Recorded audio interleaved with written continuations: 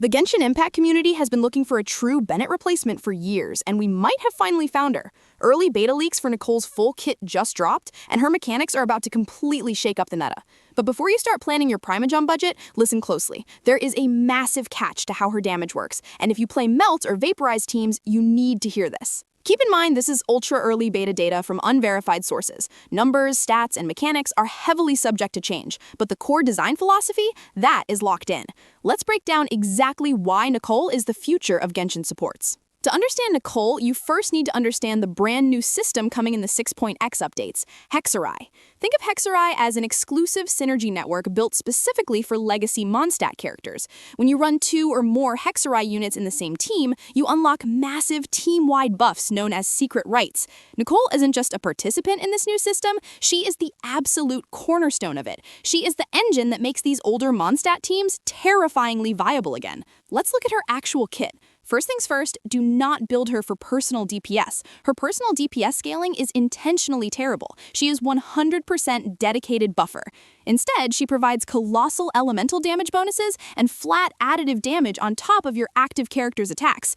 But here is the massive catch I mentioned earlier. This extra damage does not react. It will not trigger Melt, and it will not trigger Vaporize. It is a fixed raw damage bonus. While that sounds like a nerf, it's actually a blessing in disguise. It makes her incredibly universal. And the craziest part? Her additive damage doesn't even scale off her own stats. It scales off the crit rate and crit damage of your active main DPS. You just build your main carry as strong as possible, and Nicole automatically weaponizes their stats. Now let's talk constellations, because Hoyoverse cooked with these. C1 is a solid quality of life upgrade that boosts her additive damage output. But C2?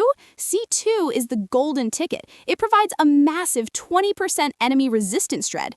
Res Shred is one of the rarest and most powerful debuffs in the entire game, making C2 the ultimate stopping point for low spenders.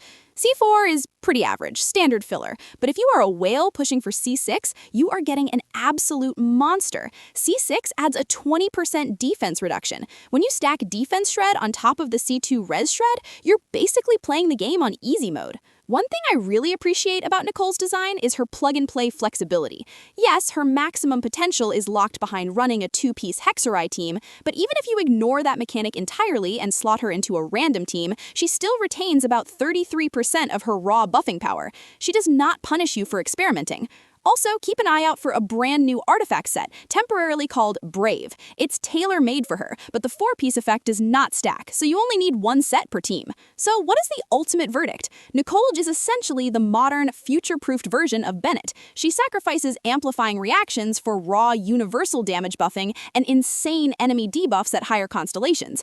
Are you saving for Nicole, or does her lack of Melt and Vaporize synergy ruin the hype for you? Let me know your thoughts down in the comments. Don't forget to smash that like button, hit subscribe for more daily Genshin leaks, and I'll see you in the next video.